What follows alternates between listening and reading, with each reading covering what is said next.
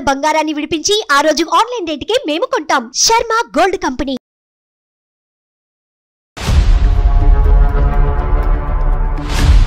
మస్తు భయం వేస్తుంది అన్న. జర ఏమనుకోకుండా నన్ను మా ఇంటి దగ్గర దింపేయండి, లేకుంటే ఎక్కడ ఎక్కించుకున్నారు అక్కడనే దింపేసేయండి అని బతికిలాండి అన్నారు మేడం. ఏ టైం అమ్మా? ఏ టైం అవుతుంది అప్పుడు? నైట్ 8, 9 అవుతుంది మేడం. సైలెంట్ గా నేను చెప్పినట్టు చేసినావా బతికి ఇంటికి వెళ్తావు, లేకుంటే మాత్రం నీ పని మామూలుగా ఉండదు చూడ అని తీసుకెళ్లి నన్ను లాక్కెళ్ళి ఎలా అంటే అలా నన్ను పాడు చేసేసారు మేడం. అన్న మీకు ప్లీజ్ అన్న, మీకు కాలు పట్టుకుంటా అట్లా చెయ్యకండి అన్న. నాకు అసలు మీకు ఎట్లా అనిపిస్తుంది? మీ చెల్లెల్లాగా అనిపించట్లేదు అంటే ఎవరివే నువ్వు నా చెల్లెలే ఎందుకైతవే, నువ్వేనా నా అమ్మగా పుట్టినవా అని అడిగిండు. ఎవరికి చెప్పలా? ఎవరికి చెప్పలేదు మేడం. మా మమ్మీ చెప్పొద్దు అన్నది, ఎవరితో చెప్పొద్దు, నీ ఫ్రెండ్స్ తో కూడా ఎవరితో ఇట్లా చెప్పొద్దు. ఎందుకు నువ్వు భయపడతావు? అస్సలు భయపడక. ఫస్ట్ ఆఫ్ ఆల్ వాడు ఎక్కడున్నాడో చెప్పు, నేనే వెళ్ళి కాళ్ళు చేతులు ఎరగొట్టి వస్తా. దుర్మార్గుడు.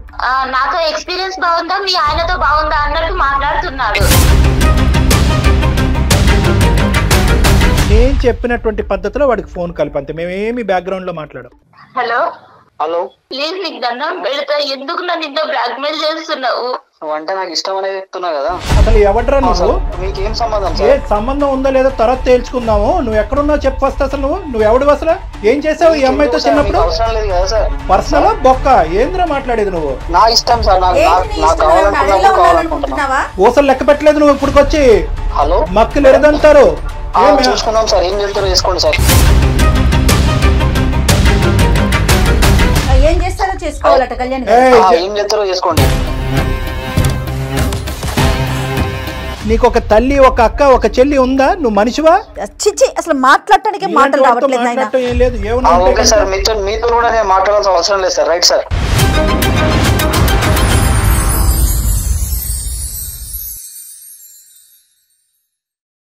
అందమైన జీవితం కార్యక్రమానికి స్వాగతం. నమస్తే కళ్యాణి గారు. స్రవంతి మనకి మెయిల్ చేశారండి. అయితే ఇక్కడ ఇంకొక చిన్న విషయం చెప్తున్నానండి, ఎందుకంటే మనం ఆ అమ్మాయి వివరాలు గోప్యంగా ఉంచాలి కాబట్టి పేరు కూడా నేను మార్చాను కళ్యాణ్ గారు. అమ్మాయి పేరు వేరే ఉంది. సో ఎందుకు మనం తెర మీద చెప్పటం, అందరికి తెలిసేలాగా చేయటం అన్నా, ఎందుకంటే ఆడపిల్ల జీవితం కదండి. తన చిన్ననాటి కథ అది మళ్ళీ ఇప్పుడు రిపీట్ అవుతోంది. సో అమ్మాయికి అసలు ఏం చెయ్యాలి, ఎవరితో మాట్లాడాలి, ఎవరితో చెప్పుకోవాలి, చాలా వరకు ఫేస్ చేస్తున్న ఇష్యూ కళ్యాణ్ గారు. ఇది మీకు కొంత అవగాహన వచ్చి ఉండొచ్చు. ఎందుకు అసలు అమ్మాయి మాటల్లోనే వినేద్దాము. సో ఒకసారి కాల్ చేసేస్తానండి. హలో. హలో, స్రవంతి గారండి? అవునండి. నేను జయానమ్మ, అందమైన జీవితం ప్రోగ్రామ్ నుంచి, సుమన్ టీవీ నుంచి కాల్ చేస్తున్నాను. అవునా మేడం, థ్యాంక్స్ మేడం, మీరే నాకు కాల్ చేస్తున్నారు. అవునమ్మా, అవునవును. బాగున్నావు తల్లి? అసలు బాలేదు మేడం, మాట వరుస చెప్పడానికి కూడా అసలు బాలేదు మేడం. అర్థమవుతోందమ్మా. అయితే నాతో పాటు డాక్టర్ కళ్యాణ్ చక్రవర్తి గారు ఉన్నారు స్టూడియోలో. ఒక్కసారి ఆయనతో మాట్లాడతాలి, నీకు మంచి సలహా ఇస్తారు. నువ్వే చెప్తావు నాకు చాలా మనసు ఊరట కలిగిందని. ఓకే? ఓకే మేడం, అలాగే మేడం. ఓకే అమ్మా, సుమా మాట్లాడు. చెప్పమ్మా, ఏంటి సమస్య?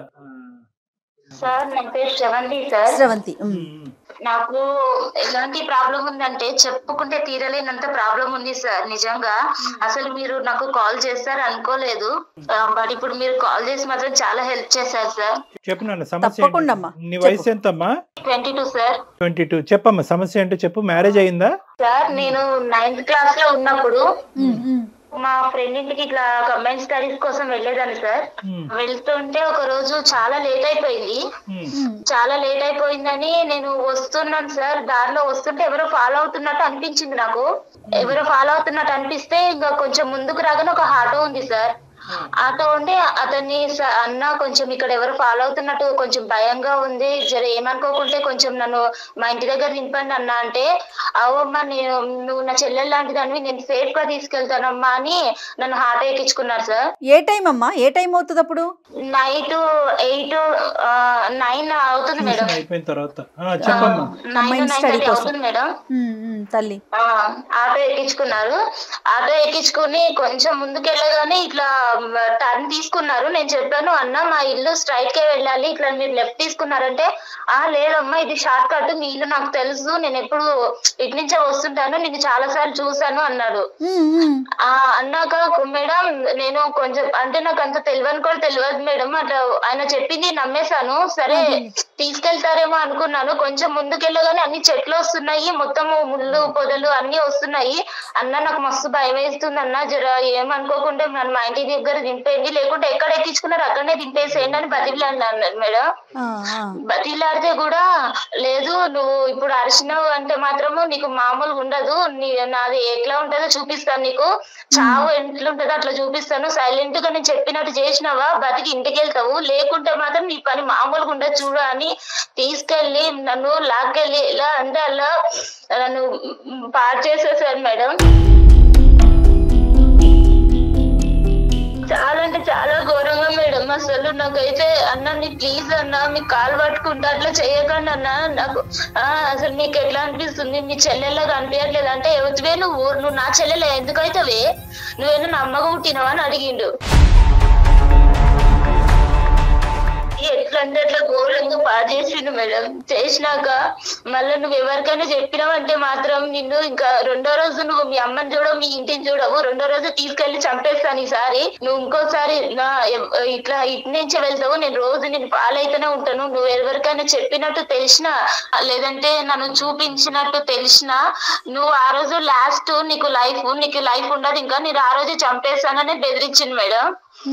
ఇంకా ఇంటికి వెళ్ళినా నెక్స్ట్ డే నుంచి స్కూల్ కూడా వెళ్ళలేదు, ఒక 4 days 5 days అన్నం తినలేదు మేడం. మా మమ్మీ ఏమో మస్తు భయపడుతుంది, ఏమైందమ్మా ఇట్లా ఎందుకు అయిపోతున్నావు, ఎవరైనా ఏమన్నా అన్నారా, ఏమన్నా లొల్లయిందా స్కూల్లో, ఏమన్నా చెప్పమ్మా నాకు అంటే 4 days తర్వాత నేను చెప్పాను మేడం, మమ్మీ నాకు ఇట్లా చేసిన మమ్మీ, ఇట్లా నాకు మస్తు భయం అవుతుంది, నాకైతే ఏడిపోతుంది, ఏం చేయాలో అర్థం కావట్లే, నీకు చెప్దామంటే నువ్వు కొడతావేమని భయం అయింది మేడం. అంటే నేనెందుకు కొడతారా, నేను నీ తల్లిని కదా అని మా మమ్మీ మస్తు ధైర్యం చెప్పింది మేడం.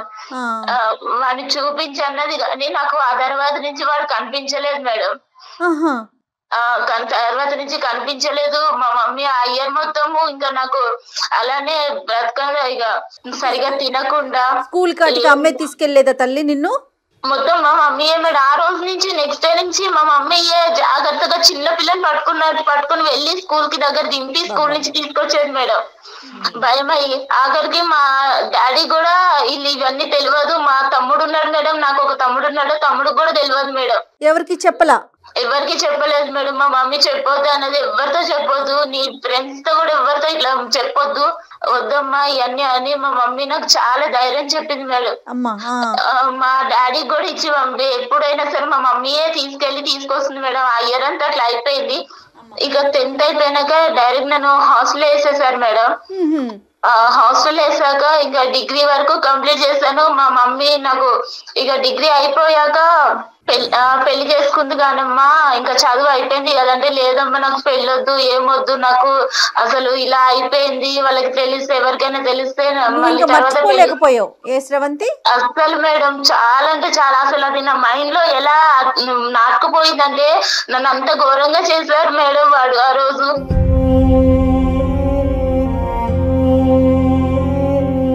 అంత అసలు చెప్పుకోవడానికి కూడా నాకు నోరు కూడా మాటలు కూడా రావట్లేదు, అంత ఘోరంగా వదిలేసే.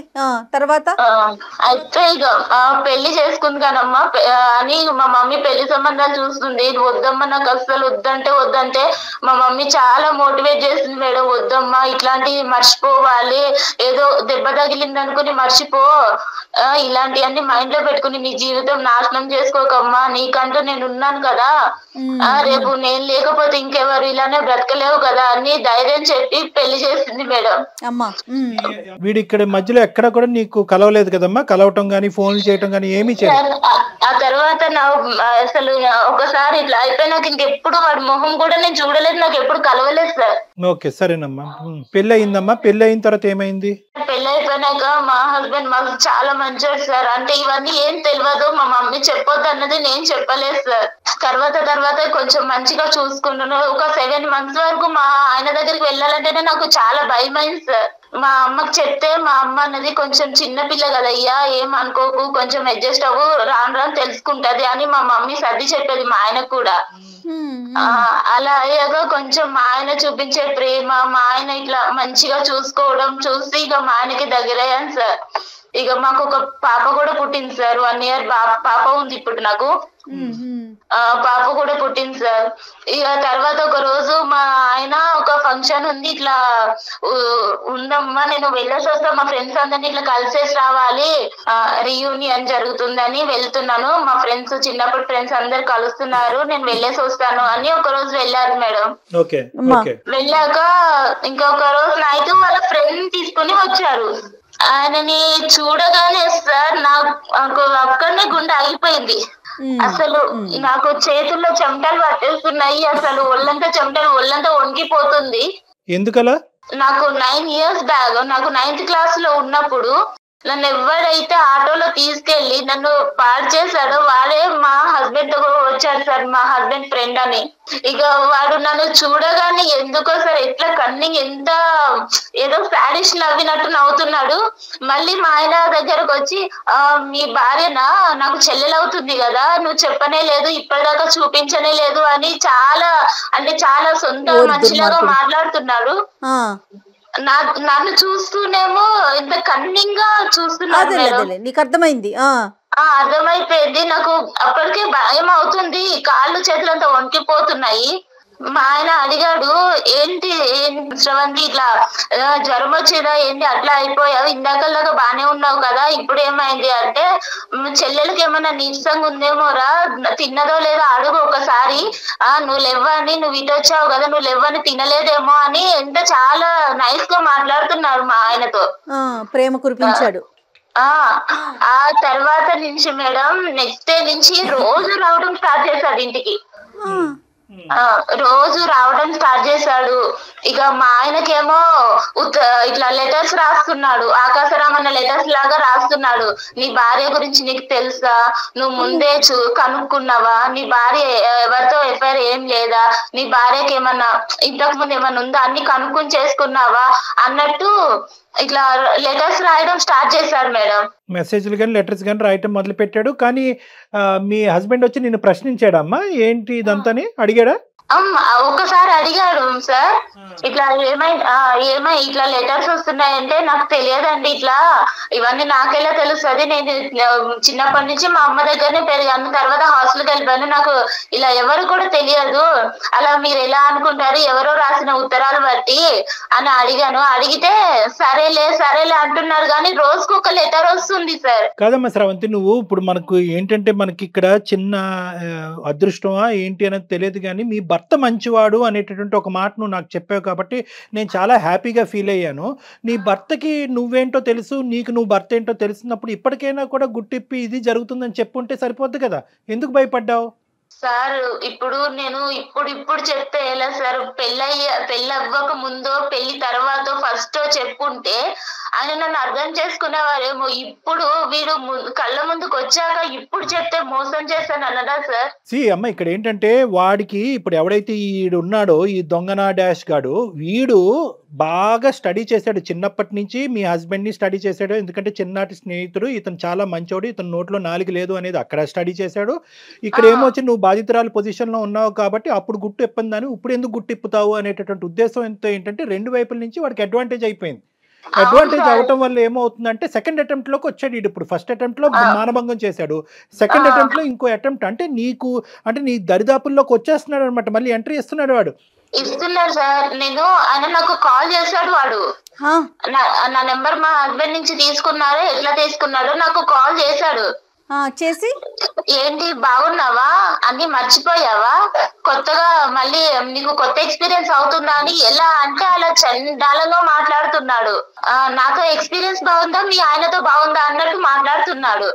నేను చెప్పాను, మా ఆయనకు చెప్తాను నువ్వు ఇలాంటి పనులు చేసావంటే, అంటే ఒకసారి చెప్పి చూస్తా నేను కూడా అని బెదిరిస్తున్నాడు. అంటే వాళ్ళ ఆయనకు చెప్తానన్నా కూడా భయపడట్లా వాడు?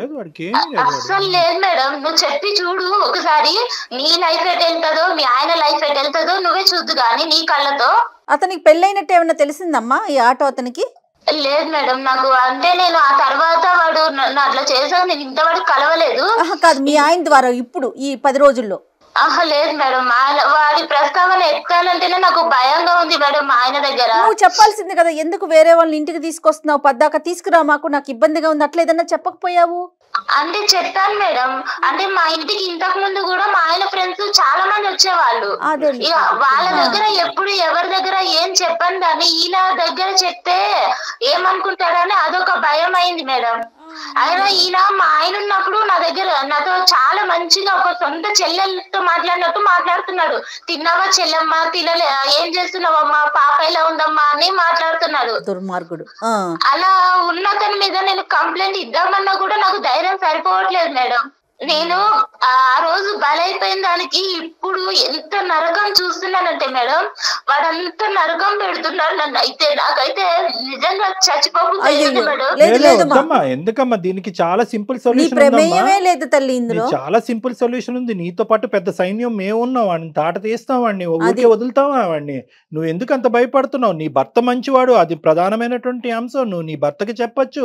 మీ అమ్మ అంటే కనుక ఇద్దరు ఆడవాళ్లే కాబట్టి తమ్ముడికి చెప్పొద్దు, నాన్నకి చెప్పొద్దు అని చెప్పి 10 సంవత్సరాల పాటు కవర్ చేసింది. కానీ లోకం మారింది, పరిస్థితులు మారింది, వ్యవస్థ మారిందమ్మా. ఇక నీకు నీ కొండంత అండగా పెద్ద పోలీస్ వ్యవస్థ ఉంది, అందరూ ఉన్నాం. ఎందుకు నువ్వు భయపడతావు? అస్సలు భయపడక. ఫస్ట్ ఆఫ్ ఆల్ వాడు ఎక్కడున్నాడో చెప్పు, నేనే వెళ్ళి కాళ్ళు చేతులు ఎరగొట్టి వస్తా. వాడు ఇక్కడే ఉన్నాడు సార్, మీకు కావాలంటే నేను కాన్ఫిడెన్స్ లో పెడతా, ఒక్కసారి మీరు వినండి సార్ వాడి మాటలు. మేము ఉన్నామని చెప్పొద్దమ్మా, మేము ఉన్నామని చెప్పొద్దు. వాడు ఫోన్ కట్ చేసి పారిపోతాడు. ఈ లోపల మనం వాడు ఎక్కడున్నాడు ఏంటి అనేది ట్రాక్ చేయడానికి ఉపయోగపడుతుంది.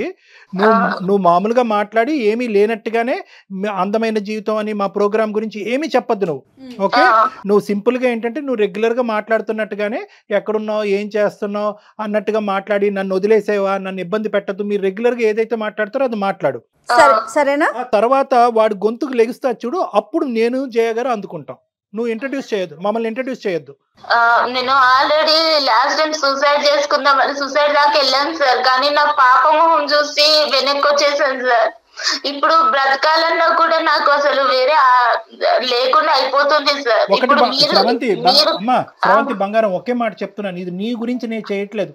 రేపొద్దున ఈ దరిద్రుడు, ఇలాంటి దరిద్రులు నీ కూతురు వరకు వచ్చినా కూడా ఆశ్చర్యపడక్కర్లేదు. ఎందుకంటే ఇక్కడ నీ జీవితాన్ని నిన్ను ప్రొటెక్ట్ చేసుకోవటం, నీ మ్యారేజ్ని ప్రొటెక్ట్ చేసుకోవటం కాదు. ఇలాంటి ఎదవలు ఎక్కడున్నా కూడా వాళ్ళని వెతికి పట్టుకుని మనం వాళ్ళకి సరైనటువంటి శిక్ష పడేటటువంటి విధంగా నువ్వు ఈ రోజు ఒక సంఘ సేవకురాల్లాగా ఒక సామాజిక పరమైనటువంటి సేవ చేసి మా వరకు వచ్చావు. నీతో పాటు మేము కలిసి ప్రయాణం చేస్తాం. ఈ కేసును మాత్రం ఇది కేవలం నా కేసు అనేటటువంటి విధంగా తీసుకెళ్లొద్దమ్మా. నువ్వు గొంతెత్తి మాట్లాడాలి. ఇది మనం ఖచ్చితంగా వాడిని శిక్షించాలి. కాబట్టి నీ యొక్క తోడ్పాటు మాకు కావాలి. నీలాంటి ఆడపిల్లలందరికీ కూడా ఇలా కూడా నేను బయటికి రావాలని తెలియాలి తల్లి. ఇంకోటి ఏంటంటే దయచేసి నీ మనసులో నువ్వు పోస్ట్ ట్రామాటిక్ స్ట్రెస్ డిసార్డర్ అంటారమ్మా. అంటే ఒక ఆడపిల్లకి ఇలా మానభంగం జరిగినప్పుడు ఆ జ్ఞాపకాల నుంచి బయట పడలేక చాలా మంది ఏంటంటే పెళ్లిళ్ళు చేసుకోరు, కొంతమంది పెళ్లిళ్ళు చేసుకున్నా కూడా సంసారం కూడా చేయడు, మగజాతిని అసహించుకుంటూ ఉంటారు. ఇప్పుడు ఇదేంటంటే దీంతో పాటు వీడు మళ్ళీ నీ ఎదురుగుంటే ప్రత్యక్షమయ్యాడు. ప్రత్యక్షం అవడంతో నీ పాత జ్ఞాపకాలు వచ్చి రేపు నువ్వు కంప్లీట్ గా మెంటల్ పేషెంట్ అవుతావు అనేటటువంటిది కూడా మనకు తెలియదు. ఇది నెంబర్ 2.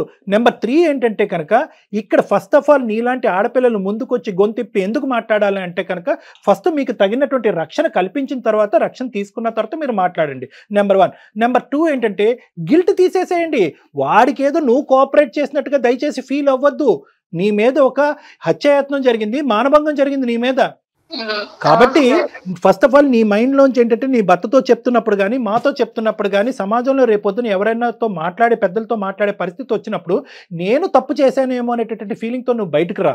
నువ్వు ఏ తప్పు చేయలేదు. నువ్వు నిన్ను సేవ్ చేసుకోవటమే కాకుండా వీడు చాలా మందితో ఇటువంటి ఆట ఆడుంటే కనుక అటువంటి ఆడపిల్లలందరూ కూడా ఈరోజు బయటకు వస్తారు. ఆ ఆడపిల్లలందరూ కూడా బయటకు రావాలి. వాళ్ళకు కూడా మనం రక్షణ కల్పించిన వాళ్ళం అవుతాం. ఇది ఇప్పటిదాకా నాకు మా అమ్మకే మాత్రమే తెలుసు సార్ ఈ విషయం అనేది. ఇప్పుడు వాడు ఎలా బెదిరిస్తున్నాడంటే నీ భర్తకు చెప్తాను, నీకు లైఫ్ లేకుండా చేస్తాను, మొత్తం ఆ రోజు నేను ఫొటోస్ కూడా తీసాను, మొత్తం అన్ని నెట్ లో పెట్టేస్తాను, నీకు అనేది లైఫే లేకుండా చేస్తాను నేను. నీ భర్తకు చెప్పాక ఒక్కసారి నువ్వు అనుకుంటున్నావు కదా నా భర్త ఉన్నాడు అని, నువ్వు నాకు లొంగట్లేదు కదా, నీ భర్తనే నీకు కాకుండా చేస్తాను అని ఎట్లా బెదిరిస్తున్నాడు మేడం. నువ్వేమి భయపడకమ్మా, డాక్టర్ గారు ఉన్నారు, సుమన్ టీవీ తరపున మేమున్నాము. అంత చేయాలి అంటే కనుక ఫస్ట్ ఆడు ఉండాలి కదమ్మా. ఫస్ట్ అదంతా మేము చూసుకుంటాం. ఇప్పుడు వరకు నువ్వు ఒక్కదానివే లోపల యుద్ధం చేసావు. ఇప్పుడు మాకు చెప్పిన తర్వాత మేమేమి ఇలా చేతులు కట్టుకుని కూర్చోం కదా. మేము తీసుకోవాల్సిన స్టెప్స్ మేము తీసుకుంటాం కాబట్టి అవన్నీ ఆ భయాలన్నీ తీసి పక్కన పెట్టు. నీకు పూర్తి స్థాయిలో సంరక్షణ అనేది మా తరపు నుంచి ఉంటుంది. వాడిని ఎక్కడైతే శిక్షించాలో ఎలాగైతే లోపల పెట్టాలో అదంతా మేము ఆలోచిస్తాం. ఓకేనా? నేను చెప్పినటువంటి పద్ధతిలో వాడికి ఫోన్ కలిపంతే. మేమేమి బ్యాక్గ్రౌండ్ లో మాట్లాడాం. ఓకే సార్, అలాగే కలుపుతున్నాను సార్. కల్పమ్మ. వాడి పేరేంటమ్మా? వాడి పేరు శ్యామ్ సార్. శ్యామ్. కల్పమ్మ చెప్పు. ఇంతమంది పసిపిల్లల అబ్యూస్ కి గురవుతున్నారు కదా కళ్యాణ్ గారు. మన దగ్గరికి వచ్చింది హ్యాపీ రామమ్మాయిలు ఎంతమంది ఉన్నారు? మీరు మాట్లాడుతున్న వ్యక్తి మీ కాల్ ను హోల్డ్ లో ఉంచారు. వాడి బాధితులు ఎంతమంది ఉన్నారు? ఇటు ఫ్యామిలీకి చెప్పుకోలేరు. హలో హలో ఏం సంగతి? కాదు, నేను చెప్పేది ఒకసారి విను ప్లీజ్. నువ్వు నన్ను ఇలా ఏడిపించకు. ఇలా నువ్వు కాల్ చేస్తేనే నాకు నాకు గుండెల్లో వణుకొస్తుంది. ప్లీజ్ నీకు దండం పెడతా. ఎందుకు నన్ను ఇంత బ్లాక్మెయిల్ చేస్తున్నావు? నువ్వు చేసిన దానికి ఏ రోజైనా నేను బయట పెట్టానా? నేను వదిలేసాను కదా. ఇప్పుడు మళ్ళీ ఎందుకు నా లైఫ్ లోకి వచ్చి ఇట్లా ఆడుకుంటున్నావు? నువ్వు అంటే నాకు ఇష్టం అనేది చెప్తున్నావు కదా. నువ్వు ఏమని ఇష్టం అంటున్నావు? ఒకసారి పాడు చేసేసి నన్ను నా లైఫ్ అంతా పాడు చేసేసావు. నాకంటూ వెనక్కి తిరిగి చూసుకుంటే నువ్వు చేసిన అగాయించిన తప్ప నాకంటూ ఒకటి సంతోషం అనేది లేకుండా చేసావు. మళ్ళీ ఇప్పుడు నా భర్తతో నేను కొద్ది గొప్ప మర్చిపోయిన భర్తతో సంతోషంగా ఉంటే ఇప్పుడు మళ్ళీ నువ్వు నా లైఫ్ లోకి వచ్చి నా లైఫ్ నాశనం చేయాలని చూస్తున్నావు. ఏం అధికారం ఉందని చెప్పు నా లైఫ్ ని ఇట్లా ఆడుకుంటున్నావు? నా మీద ఇష్టం ఉంటేనే కదా నువ్వు ఇన్ని రోజుల పంట చెప్పకుండా ఉండేది. నేను ఇష్టంతో కాదు, నా తల్లి చెప్పిన మాట కోసం. మా అమ్మ వద్దమ్మా ఆడపిల్ల జీవితం బయటికి వెళ్తే అల్లరవుతుందని మా అమ్మ నాకు చెప్పిన మాట కోసం నేను చెప్పలేదు.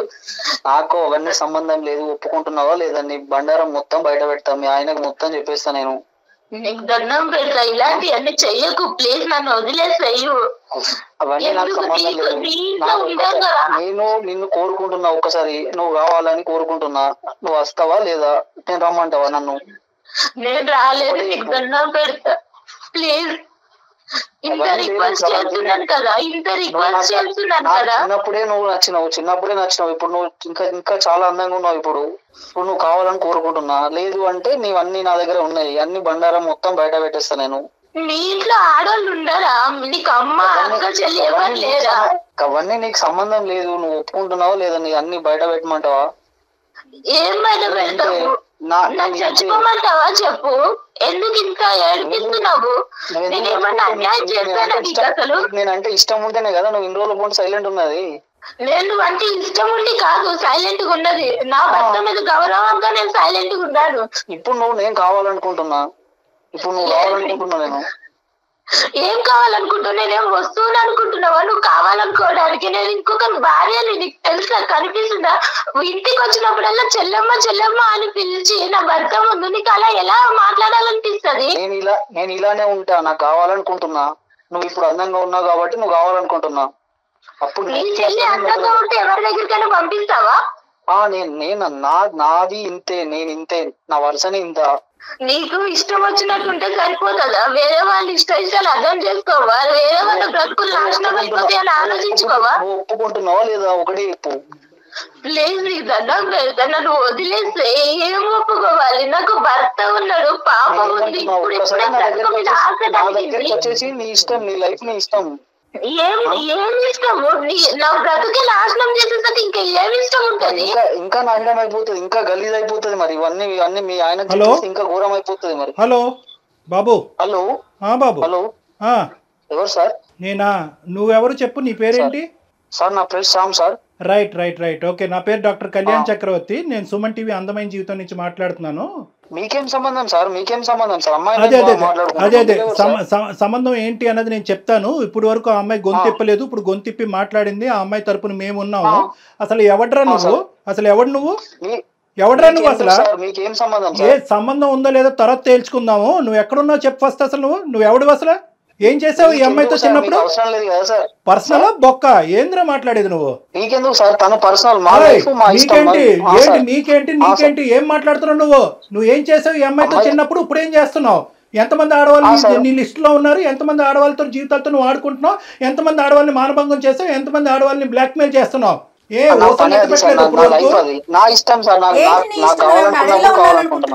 ఊసలు లెక్క పెట్టలేదు నువ్వు ఇప్పుడుకొచ్చి. హలో మక్కులు ఎరదంటారు ఎవరనుకున్నావు? చూసుకున్నావా? చూసుకున్నావు? ఏం మాట్లాడుతున్నావు నువ్వు? చూసుకున్నాం సార్, ఏం చెప్తారో చేసుకోండి సార్. ఏం చేస్తారో చేసుకోవాలట కళ్యాణ్, ఏం చేస్తారో చేసుకోండి. నువ్వు ఎంతమంది ఉన్నారు, నువ్వు ఎంతమందితో ఇలా ఆడుకున్నావు అన్నది ఒక్కసారి నాకు చెప్పు. ఈ అమ్మాయి ఒక్కతేనే ఎంతమంది ఉన్నారు? మొత్తం అందరినీ ఆడపిల్లలందరూ ఎవరినైతే నువ్వు ఆడుకున్నావు అందరినీ బయటకు తీసుకొస్తా. అమ్మాయి నా పర్సనల్ సార్, మీరెవరు సార్ మధ్యలో? మీకేం సంబంధం సార్? ఏంటి పర్సనల్? నా పర్సనల్ అమ్మాయి. అసలు పర్సనల్ నువ్వు ఎక్కడున్నావు చెప్పు. అసలు ఎక్కడున్నావు? ఏ ఊర్లో ఉన్నావు నువ్వు? నీ మొత్తం నీ వాయిస్ అంతా రికార్డ్ అవుతుంది. నువ్వు ఎక్కడున్నావు మొత్తం అంతా ట్రాక్ చేస్తున్నావు. నీ లొకేషన్ తెలుసు. కానీ సార్ భయపడేది లేదు, సమస్య లేదు, భయపడే సమస్య లేదు. అదే నీ సంగతి ఏంటో మేము తేలుస్తాము. నీతో ఒక్క నిమిషం కూడా ఇంకెక్కువ మాట్లాడవలసినటువంటి అవసరం లేదు. ఏమయ్యా, నీకు ఒక తల్లి, ఒక అక్క, ఒక చెల్లి ఉందా? నువ్వు మనిషివా? మొత్తం బయట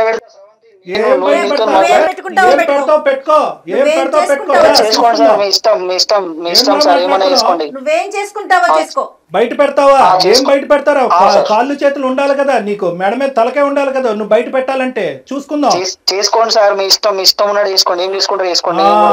అది ఇప్పుడు దారిలోకి వచ్చి నీ పని చెప్తా ఉండు. అసలు నువ్వు ఫోన్ చేసుకోండి సార్, నీతో అసలు ఒక్క నిమిషం కూడా మాట్లాడటానికి లేదు. లొకేషన్ కూడా ట్రాక్ చేసాము నీకు. ఇప్పుడే పోలీసులు వస్తారు. నీకు నువ్వు ఎలా బతికి బయట పడతావో చూద్దాం. కాదు శ్యామ్, అసలు నువ్వు మనిషివేనా? ఉన్న బంధాలు విలువలు అన్ని ఇంత దిగదా చిచి, అసలు మాట్లాడటానికి మాట్లాడటం ఏం లేదు. మీతో కూడా నేను మాట్లాడాల్సిన అవసరం లేదు సార్. Right sir. వాడేం మనిషి కళ్యాణ్ గారు? అసలు భయం కూడా లేదా మనిషికి? మేడం ఇప్పుడు వాడు ఏంటంటే ఈ అమ్మాయితో ఒక్కటే. శ్రవంతి నువ్వు లైన్ లో ఉన్నావమ్మా? లైన్ లోనే ఉన్నాను సార్. పెట్టేశాడు కదా అతను? పెట్టేశారు మేడం.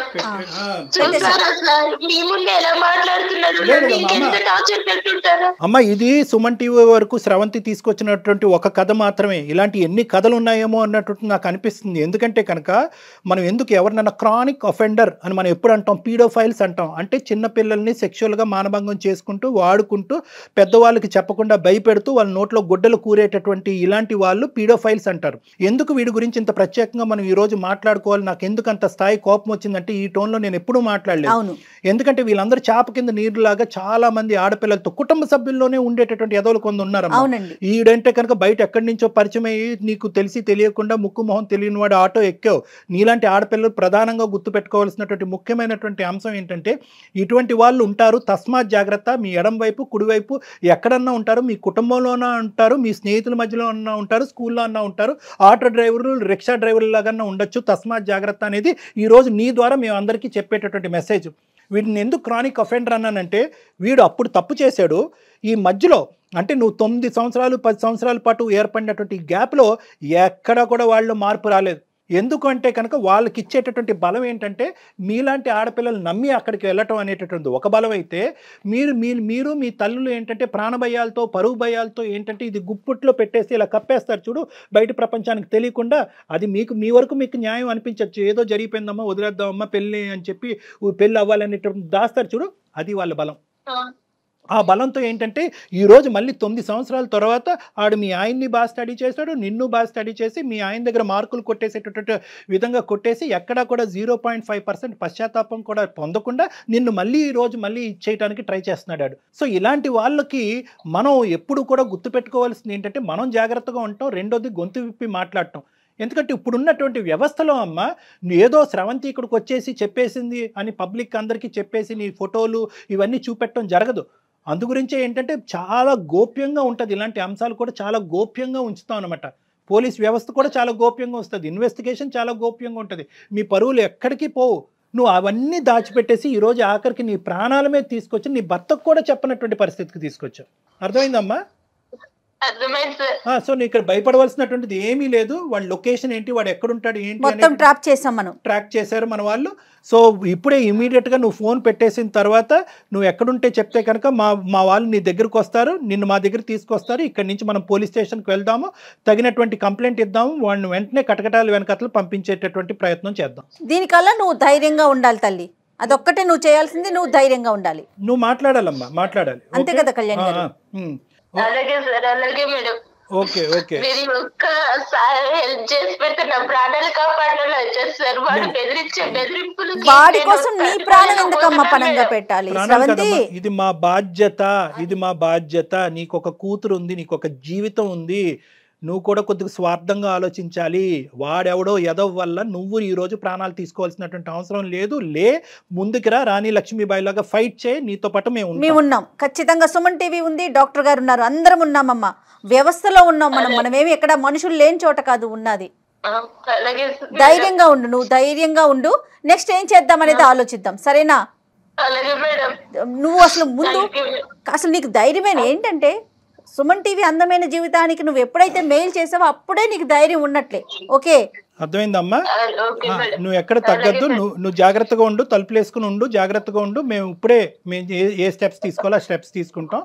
నీ లొకేషన్ షేర్ చేయమ్మా, నీ అడ్రస్ కూడా షేర్ చేయి, మేము చేస్తాం ఏం చేయాలంటే. ఓకే, షేర్ చేస్తాను సార్. ఇప్పుడు అది బెదిరించాలి కదా, వాడు ఇప్పుడు ఇంటికి వచ్చి ఏం చేయాలి? ఏం చేయడమ్మా, వాడు ఏమి చేయడమ్మా. మేము తక్షణమే నీ చుట్టుపక్కల ఉండేటటువంటి వాళ్ళతో కూడా మేము మాట్లాడతాము, పోలీసులను కూడా అక్కడ దగ్గరలోకి పంపిస్తాము. మొత్తం నీకు కావాల్సిన రక్షణ అంతా కూడా మేము ఇస్తాం, డోంట్ వరీ. వాడు ఎప్పుడైతే ఇప్పుడు డాక్టర్ గారు మాట్లాడారో అప్పుడే అతనికి అర్థమైంది, ఓహో ఈ అమ్మాయి ఎవరికో చెప్పేసింది అన్న విషయం అతనికి అర్థమైపోయే ఫోన్ పెట్టేశాడు. ఓకేనా? నువ్వేం భయపడకు తల్లి. మేడం చిన్న హెల్ప్ చేయండి మేడం, చిన్న ఒక్క సాయం చేయండి మేడం. చెప్పమ్మా, చెప్పు. ఈ విషయం నా భర్తకి నేను ఎలా చెప్పాలో నాకు అర్థం కావట్లేదు madam. Okay okay, don't worry అమ్మా, డోంట్ వరీ. ఆ పాత్ర కళ్యాణ్ గారు తీసుకుంటారు. భర్తకి అర్థమయ్యేలాగా కొంచెం చెప్పండి మేడం. తప్పకుండా.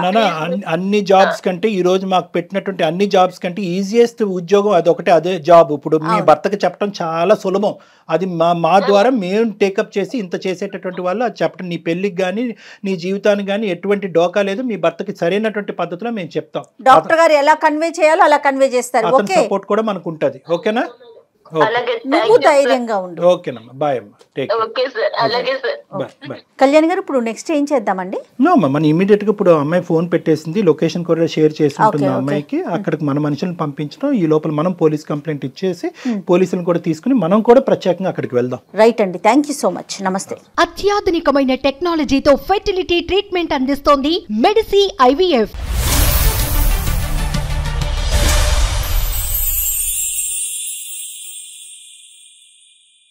సుమన్ టీవీలో మీ పర్సనల్ అండ్ బిజినెస్ ప్రమోషన్స్ కోసం కింది నెంబర్కి కాంటాక్ట్ చేయండి.